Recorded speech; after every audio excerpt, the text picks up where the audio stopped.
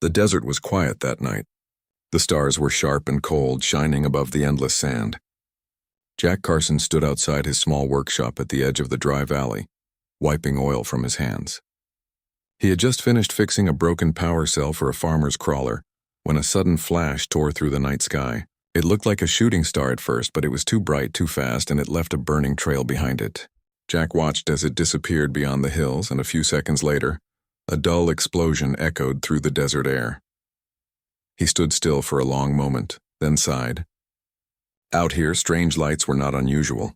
Military tests, fallen satellites, or just junk from old orbital stations. But something about this one felt different. It had not fallen like metal. It had moved like something alive trying to stay in the air. Jack grabbed his old flashlight and his repair pack. Curiosity had gotten him into trouble before, but it had also kept him alive and busy. With a quiet grunt, he started walking toward the ridge. The wind carried dust against his boots, and the cold bit through his jacket. The walk was long, but Jack knew this land like the lines on his hands. After half an hour, he saw smoke rising from behind a cluster of black stones. When he reached the spot, the ground was hot and glowing faintly blue, as if lightning had struck it. In the center was something half buried in the sand. It was not a plane or drone. It was smooth, silver, and curved, almost like a drop of water frozen in midair. Jack slowly circled it. The metal pulsed with dim light, and a low hum filled the air. The shape was broken on one side, torn open like a wound. Steam hissed through the cracks. He saw faint movement inside. Someone was in there. He hesitated. Every part of him said to stay away, but something human in him pushed him forward. He took out his cutter and began slicing at the damaged section. The smell of hot metal filled the air. The panel shifted, groaned, and opened just enough for him to look inside. The first thing he saw was a hand. It was delicate, pale silver, almost glowing. Then he saw her face. She was lying against the wall of the ship, unconscious. Her long hair spilled around her shoulders, shining faintly like threads of light. Her suit was torn, and a strange mark glowed faintly on her arm. Her chest moved weakly with every breath. Jack felt his heart tighten. Whoever she was alive. He carefully reached inside and lifted her. She was lighter than she looked, almost weightless in his arms. Her skin was cool, and there was a faint scent of ozone and flowers that did not exist on Earth. Jack whispered, "You're all right, I've got you." Though he doubted she could hear him, he carried her back toward his workshop. It took nearly an hour. The desert wind stung his eyes, and the stars moved slowly overhead. By the time he reached his small shack, his arms ached. He laid her down gently on the old cot beside his workbench. She looked fragile, but her face was calm even in sleep. Jack turned on the small heater, then covered her with a blanket. For a long time, he just sat beside her staring. He had seen many strange things in his life. Machines from the old wars, forgotten tech buried in the sand. But never a being like this. She was beautiful in a quiet, unreal way. Her skin shimmered softly under the light, and the lines of her face were smooth and perfect. Yet she did not look cold or distant. She looked peaceful, as if she belonged everywhere and nowhere at once. He finally shook himself out of the trance and began to check her condition. Pulse unsteady but faint, breathing shallow. He used some medical gel from his first aid kit and cleaned the small wounds on her hands and forehead. The strange armor she wore had small lights along the seams that flickered when he touched them. He guessed it was some kind of survival suit. He left it alone. On his workbench sat an old translation chip from a damaged off-world radio he had bought years ago from a trader. It had never worked right, but maybe it could help. He connected it near the small device on her collar that looked like it might be a communicator. He adjusted wires until the chip hummed softly. Then he waited. The hours dragged until dawn broke through the windows. When the first light touched her face, her eyes fluttered open. They were a color Jack had never seen, deep violet glowing faintly with rings of gold. She looked at him in confusion, then fear. Her lips moved, but the words were strange and musical. Jack raised his hand slowly. "It's all right," he said in a calm voice. "You're safe. You crashed. I found you in the desert." She blinked, then tried again. The translator chip flickered. "Where am I?" "You're on Earth," he said. "Out in the Nevada desert. You're hurt but alive." Her gaze shifted around the room. Tools, wires, engines, and the smell of oil and metal surrounded them. She tried to sit up but winced. Jack gently held her shoulder. "Take it easy. You need rest." After a moment, she nodded weakly. "My ship?" she whispered through the translator. Is it lost? Jack glanced outside toward the ridge. Not lost. Pretty beat up, though. I think I can fix it. Might take a while. She looked at him again, studying his face as if trying to understand him. You helped me. Why? Jack gave a small shrug. You were hurt. That's reason enough. She seemed surprised by that. Her eyes softened. No one from your world should help me, she said slowly. We are not known to you. Well, you are now, Jack said with a half smile. Name's Jack Carson, mechanic. I fix things. Guess tonight I fix someone instead.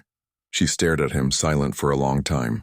Then she whispered, I am Elira, daughter of the High Sovereign of the Ilarian Empire. Jack's eyebrows rose. So, princess, huh? She hesitated, then nodded. Yes, my ship was attacked. I escaped, but I could not make it far. I did not think I would live.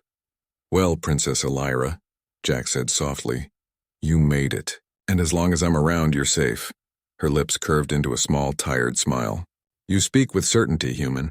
You do not even know what dangers follow me. I don't need to, he said.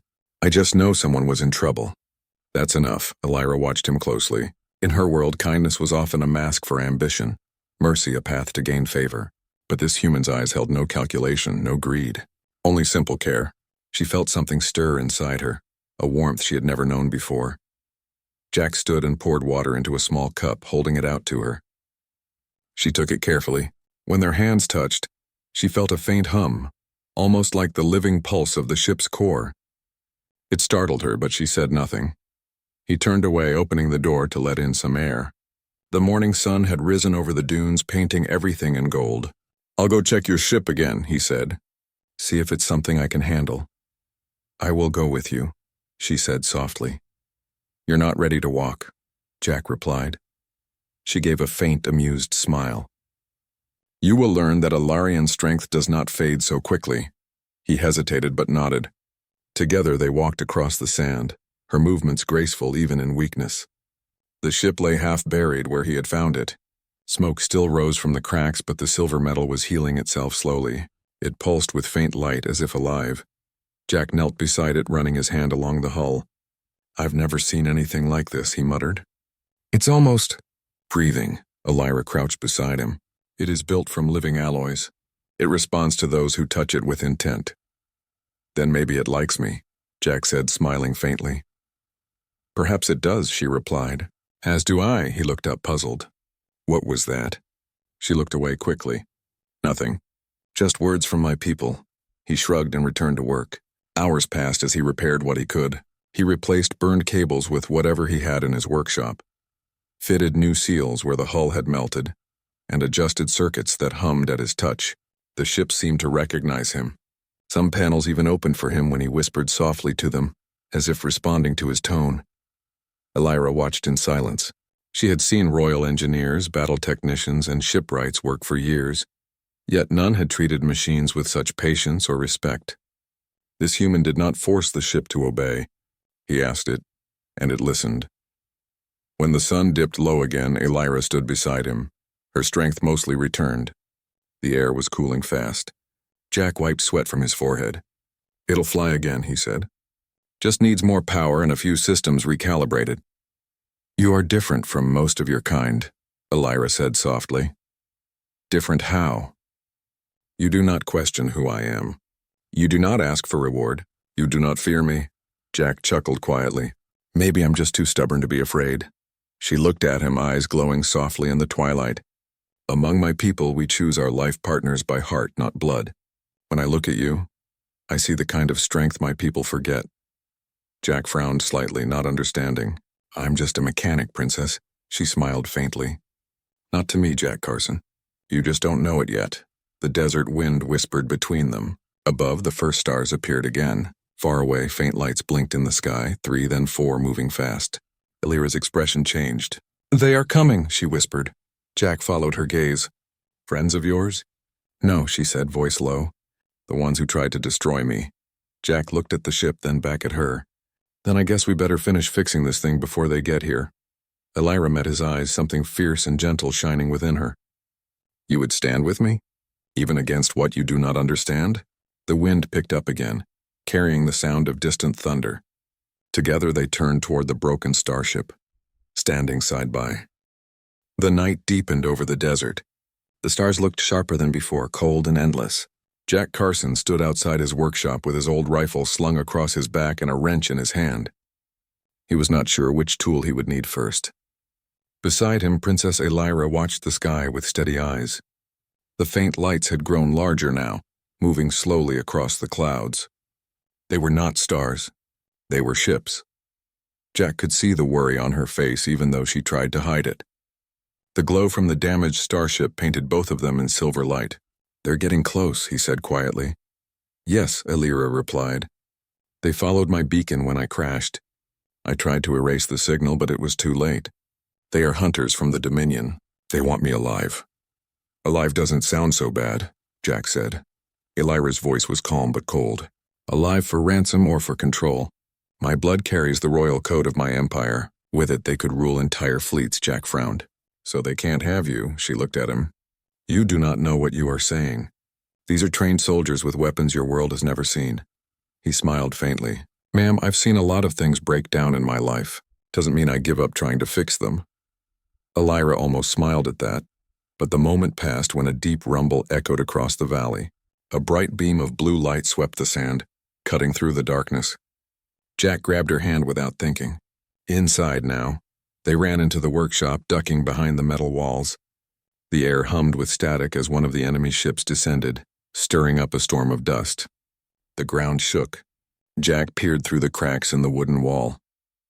A black craft had landed just beyond the ridge. Its hull shimmered like glass and its engines glowed red. He counted 3 figures stepping out, tall, armored, and carrying long rifles that buzzed with blue energy. Elira's eyes narrowed. "Corran soldiers. They will scan the area first.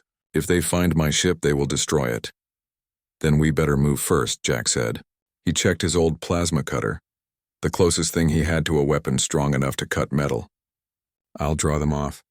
You stay here." "No," she said sharply. "You cannot fight them alone. Let me—" Before she could finish, the air outside flashed again. A low humming sound filled the sky. "Too late," Jack said. "They've found the crash." He looked at her quickly. "Can your ship defend itself?" "Not without power," she said. "But the core is repairing. It needs 5 more minutes." Jack's heart pounded. "All right. I'll buy it 6. He slipped outside, keeping low behind the rocks. The wind whipped sand against his face. He watched the soldiers approach the crash site. Their movements were smooth and silent. One raised a scanner that sent a cone of red light across the ground. Jack waited until it passed over him, then hurled a metal rod at one of the rocks nearby. The sound made the soldiers turn at once. 2 moved to investigate. Jack darted to the left, crouching behind a larger boulder. He picked up his plasma cutter and switched it to full power. When the first soldier came around the rock, Jack triggered the cutter. A blast of white fire hit the soldier's armor, burning a long scar across it. The alien staggered back, surprised that a primitive human weapon could even touch him. The other raised his rifle, but Jack ducked and rolled, grabbing the fallen soldier's sidearm. It felt strange in his hand, but it hummed with energy. Jack fired once. A beam of blue light hit the second soldier square in the chest. He fell, armor cracking. Jack didn't wait to see if he would rise again. He ran toward the ship. Elira stood beside the hull, her hand pressed against the living metal. The ship glowed brighter now, the engines humming weakly. "The power is almost ready," she said. "Almost isn't good enough," Jack replied. "They'll call for backup any second." He turned when he heard movement. The last soldier had recovered and was pointing a weapon at them. Before Jack could react, Elira raised her hand. A pulse of golden light burst from her palm, slamming into the soldier and knocking him back into the sand. The air shimmered with energy. Jack stared at her. "Remind me not to make you angry." Elira was breathing heavily. "I cannot use my energy for long. It drains my body. We must go." The ship opened a small ramp and she helped Jack inside. The interior was half dark, filled with sparks and smoke. "Sit here," she said, guiding him to a seat near the control panel. "I thought you said it can't fly yet."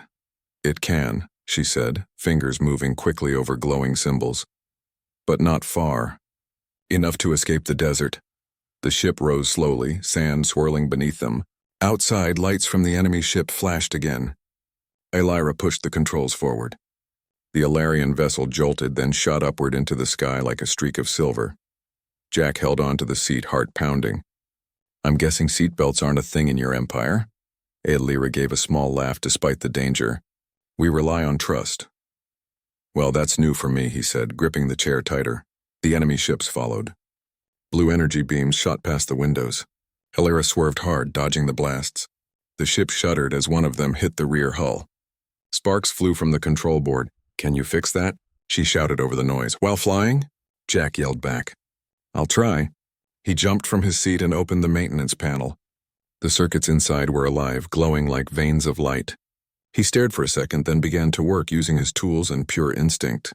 The energy pulses seemed to react to his touch, almost guiding him. Aelira watched him out of the corner of her eye, amazed. "You understand the ship?" "Not really," he said, tightening a wire. "It just feels like it wants to help me." A spark jumped and the ship's hum deepened. The engine steadied. Aelira smiled slightly. "You are bonded to it now. The ship recognizes your intent. You repair not with control but with care." "Glad to hear it likes me," Jack said. "Now how about we lose those guys?" Aelira pressed a glowing rune. The ship dove sharply, then shot forward with sudden speed. The stars became streaks of light around them. The enemy ships fell behind. After several long minutes, the radar finally showed empty space. The ship leveled out. Jack sank into the seat beside her, exhausted. "We clear?" "For now," she said quietly. "But they will track us again once the energy trail cools." "We need to hide somewhere," Jack nodded. "There's an old canyon west of here, deep enough to lose anyone. I used to go there when I needed to disappear." She turned to him, eyes thoughtful. "You speak as if you have run before." Jack looked away. "Everyone runs from something." Silence filled the cabin. The hum of the engines was soft now, almost like breathing. Aelira watched him for a long moment. There was something in his face she hadn't noticed before. A quiet sadness, the kind that comes from being left behind too many times. "You risked your life for me," she said softly. "You could have hidden, but you fought." He gave a small shrug. "Didn't seem right to leave you." "In my world, such loyalty is rare," she said. "You could have been a soldier in the Royal Guard." "I'm better with engines than politics," he said, smiling faintly. The ship began to descend again, finding a place among the canyon walls. The landing was rough but safe. When the engines shut down, the desert became silent once more. Jack stood and stretched. "We'll need to cover the ship. Can't have your enemies spotting it again." Aelira nodded. "I will help." They worked together under the pale moonlight, dragging sheets of rock and sand over the glowing hull, until the ship blended into the canyon floor. When they finished, the stars were fading into the first light of dawn. Jack sat on a rock, tired but calm. Aelira sat beside him, watching the horizon. "You saved my life again," she said. "You'd have done the same for me," he replied. She looked at him, her eyes soft. "Among my people, bonds are not made by chance. When someone saves another's life, it creates a path between their hearts. That path cannot be broken." He rubbed the back of his neck. "Sounds serious." "It is," she said quietly. "It means fate has chosen them to walk together." Jack chuckled. "I guess I'm in for a long walk then." Aelira smiled, but there was a glimmer of emotion in her eyes that he didn't see. To her, the words meant more than he could understand. In her heart, she already knew the truth. She had chosen him. The wind swept softly through the canyon. Jack leaned back against the stone, staring at the sky. "We'll fix your ship properly once the sun's up," he said. "Then we'll figure out how to keep those hunters off your trail." Aelira nodded slowly. "And if you fail?" He glanced at her, half smiling. "Then we'll improvise. That's what humans do best." She looked at him, and for the first time in days, she felt hope. The stars were fading, but the light that grew between them was something new. Something neither of their worlds could have predicted. The morning sun touched the canyon walls with gold light. The desert wind was still cool, whispering softly through the cracks. Jack Carson stood beside the half-buried Starship, his sleeves rolled up, hands covered in dust and metal grease. Aelira knelt nearby, watching him work with quiet focus. They had survived the night, but both knew it was only the beginning. The ship was still damaged, and the Dominion pursuers would not give up easily. Every sound in the canyon made Aelira look toward the sky, afraid that another shadow would appear. Jack noticed. "You should rest," he said without looking up. "I can handle this part." I cannot rest while you do all the work, she replied softly. Besides, I am not used to waiting while others fight for me. You're doing fine, he said, tightening a bolt on the glowing panel. Besides, I'm not fighting. I'm fixing. That's my way of fighting back. Alira smiled faintly at that. His calm strength comforted her more than he knew. She walked around the ship, touching the living metal. It responded to her touch, brightening slightly. The hull is healing faster now, she said. Your repairs helped the core flow again. Jack looked up, wiping sweat from his brow. Guess I'm learning alien engineering on the job. You learn faster than some of our trained builders, Alira said. Perhaps the ship likes you more than it likes me. Jack grinned. Maybe it knows who actually gets things done. She laughed quietly, the sound soft as music. It was the first time he had heard her laugh, and he realized how much lighter the world felt for a moment. After some time, they sat on a large rock to eat. Jack opened a pack of dry rations while Alira studied the strange human food curiously. Is this what your people eat on long journeys? Yeah, tastes like cardboard but keeps you alive, he said. You sure you can eat this stuff? She nodded and took a small bite. It is bland, but not terrible. Coming from someone who probably eats royal dinners, I'll take that as a win. Alira looked at him thoughtfully. You speak with humor, even in danger. That is rare among my people, he shrugged. Sometimes laughter's all you've got. Keeps you from thinking too much about what might go wrong. The wind carried silence for a while. Alira looked up at the sky, then turned to him. Jack, may I ask something? Sure. Why do you live alone out here? A man with your skill could build ships or cities. Yet you fix broken machines in the sand. Jack leaned back, his gaze distant. Used to work for the Corps, he said quietly. We built things for people who wanted to control others. I thought fixing engines was harmless. But then one of my machines was used in a raid that cost innocent lives. I left, didn't want to build for war again. Alira's eyes softened. So you build for peace now? Something like that. I just fix what's broken and hope it makes a small difference, she nodded slowly. In my world, honor is given to those who destroy enemies. But maybe your way is wiser. You rebuild what others break. He smiled faintly. Maybe that's why we met. The warmth between them lingered until a sudden sound echoed through the canyon. A deep mechanical hum rolled over the sand. Jack stood up at once. That's not the wind. Alira placed her hand on the ship's hull. No, it's an energy signal. Not Dominion. Something else. Jack grabbed his binoculars and climbed the ridge. When he reached the top, he froze. A large drone hovered above the canyon mouth, scanning the ground. It was not alien. It bore the faded insignia of an Earth defense contractor. He slid back down and turned to her. That's human tech, military grade? Your own people? She asked. Yeah. Looks like they picked up your crash, too. Alira frowned. Will they help us? Jack hesitated. Not if they think you're a threat. They'll take your ship apart just to see how it works. Then we must hide, she said firmly. Jack nodded. Let's bury the rest of the hull deeper. If they find even one trace of alien metal, we're done. They worked quickly, pulling sand and stones over the glowing panels. The ship dimmed its light to help them. Within an hour, it looked like a mound of rock, silent and lifeless. The hum grew louder as the drone passed overhead. They crouched low behind a ridge, holding their breath. The machine scanned the ground with a red beam, then drifted away slowly. Jack exhaled in relief. That was close. Alira looked at him, concern in her eyes. Your world does not seem kind to strangers either. He gave a small laugh. Guess every world has people who want power. As the drone disappeared into the distance, Alira sat beside him. The quiet returned, but something had changed. She felt the weight of his world, the way he carried his loneliness without complaint. She admired his strength, yet she also wished she could take away the pain behind his calm eyes. Later that day, Jack returned to work on the ship's internal systems. He connected the energy core directly to the navigation panel, his fingers moving with practiced care. Alira watched, learning from him. You treat the ship like a living friend, she said softly. It feels alive, he replied. Machines respond better when you respect them. Same with people, I guess. In our empire, we speak to ships during their creation, she said. We promise to guide them with honor. Maybe that is why it listens to you. Maybe it knows I mean no harm. As the afternoon passed, the repairs began to show results. The main reactor started humming evenly. The interior lights brightened. Jack smiled. Tired, but satisfied. We're getting there. Another day or two and she'll be flight ready.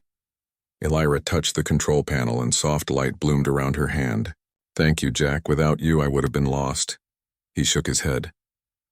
Don't thank me yet. We still have to get you off this rock. She turned to him, her eyes glowing faintly in the fading light.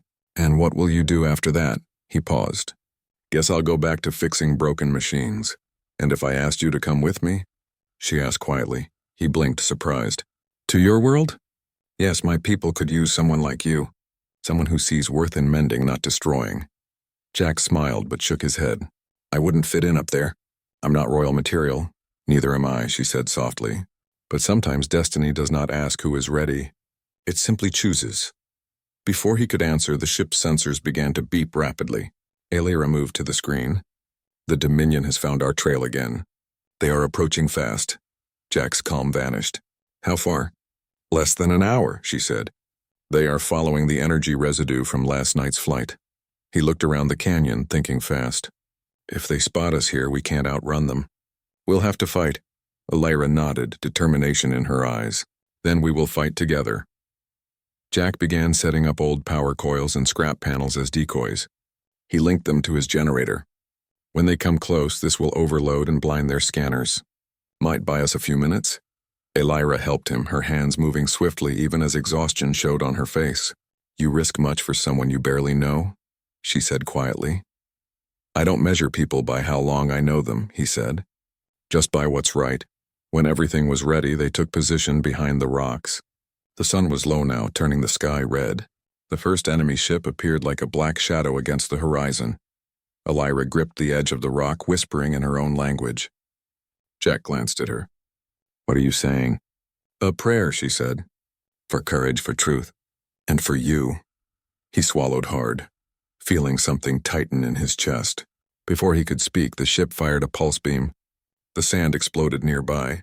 Jack triggered the decoy system. A surge of bright white light filled the canyon, and the scanners on the alien ship flickered wildly. Now, Elira shouted. They ran toward the Starship. Jack leapt into the cockpit while Elira activated the core. The engines roared to life, shaking the ground. The Dominion ship fired again, but the blast hit the canyon wall. Rocks tumbled down, blocking part of the path. Go, Jack yelled. The ship lifted off, barely clearing the ridge. The enemy followed, but Jack guided the vessel low through the rocky terrain, using every twist and turn he knew. Energy blasts flashed behind them. Elira handled the power levels while Jack steered. The ship moved like it was part of him, reacting even before he touched the controls. After a long, tense chase, the Dominion vessel fell behind. The canyon walls narrowed, cutting off pursuit. Elira slumped in her seat, exhausted. We are safe. For now, Jack exhaled deeply. That makes 2 nights in a row. She turned to him, smiling weakly. You fight like a soldier, but speak like a healer. I do not understand you, Jack Carson. He met her gaze. Maybe I don't either. The stars came out again as the ship hovered in the hidden canyon pocket. Elira looked at the human beside her, the man who had risked his life twice for her without reward or fear. She felt something powerful, something ancient stirring inside her heart. In Ilarian tradition, when a royal was saved 3 times by another soul, their destinies became one. She said nothing yet, but the choice had already been made. Jack leaned back, closing his tired eyes. We'll keep moving tomorrow, he said quietly. But tonight we rest. Elira looked at him in silence, her eyes glowing softly in the dark. She whispered words he could not understand. Words from her people that meant bound by fate, chosen by heart. The third dawn came soft and pale over the canyon. The air was still cool, and the ship rested quietly between the tall rocks, half repaired, half hidden. Jack Carson woke early. He had barely slept, his mind filled with the same thought. How long could they keep running before something gave out? He stepped outside, stretching his sore arms. The sand shimmered faintly in the morning light. Elira was already awake. She stood near the edge of the ridge, her silver hair glowing faintly in the sun. For a moment she looked peaceful, almost like she belonged there, part of the desert light itself. Jack watched her silently. She had changed since the night he found her. The royal distance in her voice had softened. Now she moved with calm confidence, but also warmth. She turned to him. You didn't sleep, she said gently. He smiled faintly. Didn't want to. Too much to fix. You have done enough, she said. You saved me twice. You repaired what even Ilarian engineers could not. Why keep pushing yourself? He looked at her, then at the ship. Because if I stop, they'll catch us. And I can't let that happen. Ilira's expression softened. You care more for me than you admit. Jack hesitated, then looked away. You're a good person, Princess. You deserve to go home. She stepped closer. And what about you? What do you deserve? Jack didn't answer. He just picked up his tools again. All morning he worked beneath the hull while Ilira monitored the systems. The core finally hummed with a steady rhythm. The ship's sensors realigned and the navigation board glowed bright. For the first time, it looked ready to fly far beyond the canyon. By noon, Jack wiped his hands and stepped back. She's ready, he said quietly. You can go home now. Ilira looked at the ship, then at him. And you will not come? He shook his head. Your world isn't mine. I'd be out of place up there, she frowned slightly. Among my people, saving a royal life 3 times binds you by destiny. You have done that, Jack Carson. You are already part of my world, whether you wish it or not. He laughed softly. I'm not sure your empire has a place for a desert mechanic. Then I will make one, she said simply. Before he could reply, a sharp alarm rang inside the ship. The console flashed red. Ilira ran to the screen. They found us again, she said. 3 ships approaching fast. Distance 20 miles. Jack's calm vanished. How? They tracked the energy we used to power the repairs. He cursed under his breath and ran toward the control panel. Then we can't wait. We fly now. The ship lifted slowly, its engines roaring to life. Dust and rock swirled around them as they rose from the canyon floor. The horizon glowed with 3 moving lights, black Dominion warships closing in like predators. Can we outrun them? Jack asked. Not for long, Ilira replied. They are faster and stronger. But I have an idea. He glanced at her. I'm listening. There is an energy storm north of here, violent, unstable, full of magnetic fields. No ship dares enter it. If we reach it, their sensors will fail. It is our only chance, Jack nodded. Then let's make it count. The ship shot forward, leaving the canyon behind. The sand below blurred into streaks of gold and red. Behind them, beams of blue light cut through the air, missing by inches. Jack gripped the controls tightly, his focus locked on the horizon. Ilira stood beside him, adjusting the shields. Sparks danced across her fingers as she redirected power. Hold steady, she said. The storm is close, the sky ahead darkened. Strange clouds swirled like giant rings of light and dust. Bolts of white lightning crossed the air, beautiful and deadly. The ship shuddered as they entered. Energy waves slammed against the hull. Jack gritted his teeth. We're going to break apart. No, Ilira said firmly. Trust me. The ship's lights flickered, then brightened. The living alloy of the hull adapted, shifting its color to match the storm. Jack could feel it responding to both of them, drawing power from their unity. The enemy ships followed but struggled to stay stable. Lightning struck one of them and it exploded into fire. Another veered off course, disappearing into the storm. Only one remained, firing desperately. Jack's hands trembled on the controls. We can't take another hit. Then don't let them get close, she said. Jack pushed the engines to their limit. The ship roared, diving through a spiral of glowing clouds. The enemy ship fired again, grazing their wing. Alarms blared. Smoke filled the cockpit. Ilira closed her eyes and pressed her hands to the console. The ship's core pulsed golden, answering her. Jack, keep flying. I can fix the damage from here. He glanced at her. You can't. It'll drain you. I must, she said, her voice steady. My ship listens to life energy. Yours and mine together can repair it. He reached across, grabbing her hand. Then we do it together. Their hands joined on the glowing panel. The light beneath their palms grew brighter, flowing through the circuits like fire. The damaged system stabilized. The hull healed itself. The ship surged forward with new strength faster than before. Ilira gasped, the glow reflecting in her eyes. You see now, she whispered. It recognizes our bond. I don't understand, Jack said, his voice rough. In my world, she said softly, when 2 hearts act as one, the ship becomes their living mirror. It fights for them as they fight for each other. Before Jack could respond, the last Dominion vessel appeared again, firing a massive pulse straight toward them. There was no time to dodge. Ilira pushed him aside and raised her hand. A golden shield burst from her palm, meeting the blast head-on. The explosion shook the ship, throwing them both to the floor. Jack crawled to her side. Ilira, She was breathing hard, her face pale. The energy, it is fading. Stay with me, he said. We're almost clear. The storm broke around them like shattered glass. Beyond it stretched calm sky and open stars. They had escaped. Jack quickly set the autopilot and knelt beside her. You're going to be fine. Just hold on. Alara smiled faintly. I am still here. The bond keeps me strong. He lifted her gently into a seat, his voice soft but firm. You're not allowed to give up now. We've come too far. She looked at him, eyes glowing weakly. Jack Carson, I chose you before you ever knew my name. When you touched my ship, I felt it. The same spirit I once prayed to find. You were not meant to save me for a moment. You were meant to walk beside me. He swallowed hard, unsure what to say. Alara. She raised her hand, touching his cheek lightly. When my people ask who brought me home, I will tell them it was a man from Earth, whose heart burned brighter than any star. Jack felt a lump in his throat. If they ever need help fixing things, you know where to find me. She laughed softly. I will bring the stars themselves if I must. The ship steadied and moved into quiet orbit above the planet. Far below, the desert stretched endless and golden. Alara's world, distant and bright, appeared as a cluster of lights on the horizon of space. You can go home now, Jack said quietly. She looked at him for a long moment. Not without you. He shook his head. I don't belong there. You belong wherever you are needed, she said. And I need you. He hesitated, then sighed, looking out at the stars. Guess I never planned for this. Alara smiled. Fate never asks for plans. The ship's controls glowed softly, waiting. Jack sat beside her, his hands moving over the strange runes. All right then, princess. Let's see where this road leads. Together they guided the ship toward the light. The stars widened before them, endless and clear. Behind them, Earth faded into blue silence. For a long time, neither spoke. The hum of the engines was calm now, like a heartbeat.